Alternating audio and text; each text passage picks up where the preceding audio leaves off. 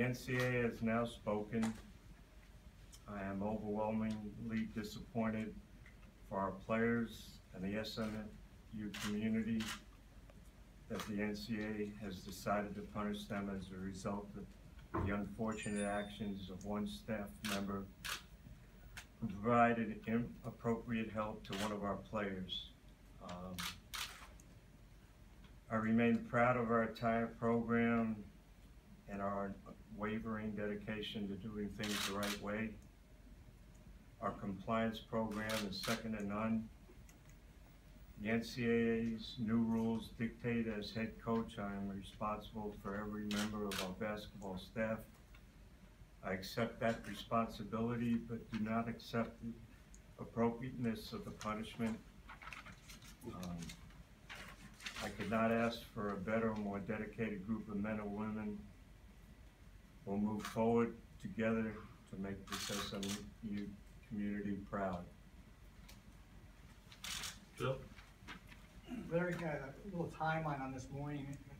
When you found out and how much time did you have before you met with the players, and then what was that meeting like? Well, the timeline actually started yesterday morning. You know, Rick notified me that we're going to hear something about the NCAA findings, and so obviously yesterday was kind of long. I mean, it's been long since July 26th of last year.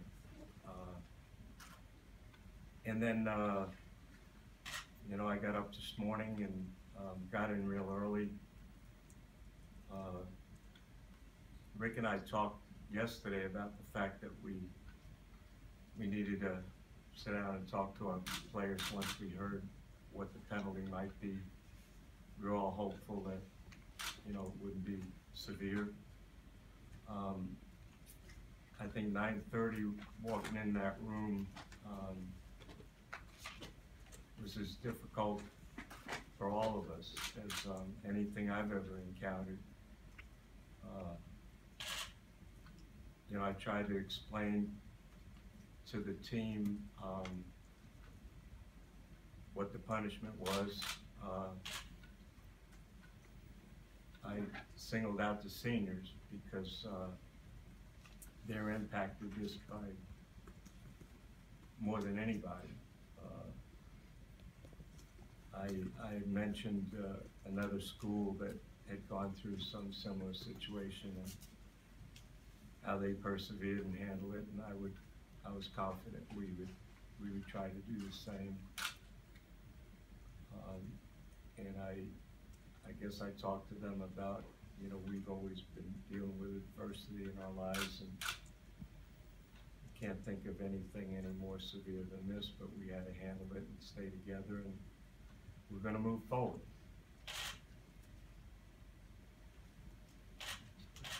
Brett Ship with WFAA TV. Coach, can you walk us through the sequence of events which you admittedly lied to investigators?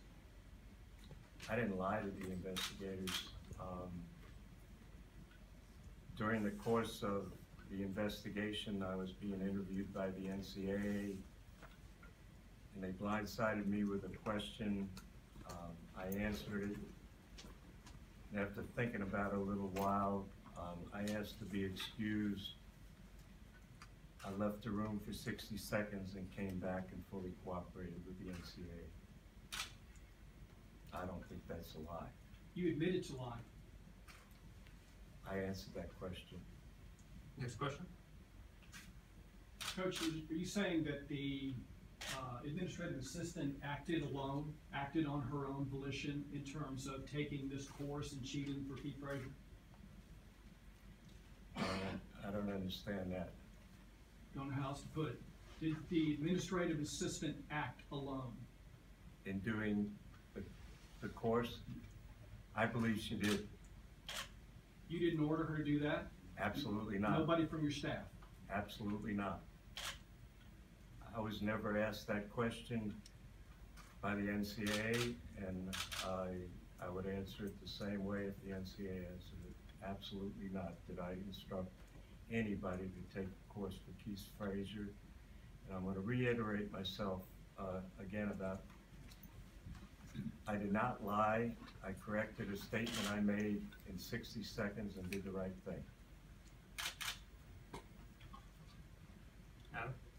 Adam Grossberg, Rivals.com. Coach, you mentioned how hard this is on the seniors. Is there any chance that they would be allowed to transfer? I don't think so. You know, once they enrolled this fall semester, if the violation had come out and the penalty had come out before they enrolled, I believe they would have been allowed to play their senior year somewhere else. But once they enrolled in school, that option wasn't, you know, there for them. Marnia Davis, WBAP. What was the question that they asked you that you went out and came back and answered? Wow. I'm not exactly sure, but it was, I think it had to do with somebody coming to me and telling me about what happened. And the reason I'm blindsided, when I found out about what happened, I told the parties involved to do the right thing. If I look back on it, you know, in hindsight, I wish I would have done more. So when the question was proposed to me, I was kind of surprised. And that's when I took a step back and asked to be excused and came back and corrected.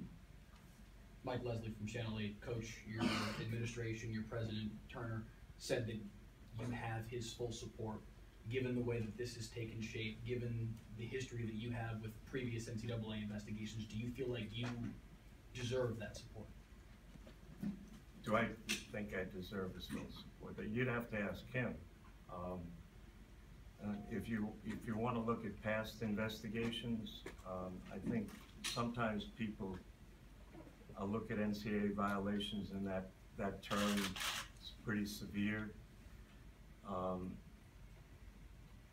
UCLA, if you look back on it and read what happened there, the school asked to rehire me a few years later. I'm pretty proud of what I did at UCLA.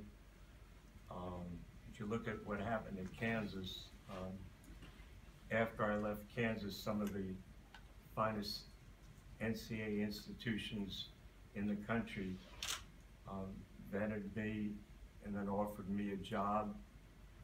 Based on SMU's past history, I don't think they would ever have considered hiring me if they didn't have complete faith in me in running the type of program they could be proud of. And I have nothing to be ashamed of in any of those cases. I'm proud of the things we achieved. I'm proud of the program we ran. I'm proud of the kids that played for me. And I feel exactly the same way about SMU right now, except for the fact I'm really disappointed in what happened to our kids. They had nothing to do with it. I know the NCAA has rules and they have to follow those rules, but when it comes to these kids, none of them had anything to do with this. It's about one person and one isolated incident, and I think from that standpoint, our kids are being treated unfairly. Brett? Coach, in your statement earlier today, you said you're going to consider your options in terms of, whether to appeal. Would that decision be made in concert with the university? And is it possible that some aspects of this could be appealed, but other aspects not? I'm not really right in that regard, Brad, but I think I heard President Turner's comments, and from my perspective, he's gone through a lot. Just hearing him talk about me and his feelings for our kids and his support of me, I'm kind of going to sit back like he is and kind of weigh the options. I don't want to impact this program any more than it has been. But I think there's some things that I gotta really look into before we make that decision.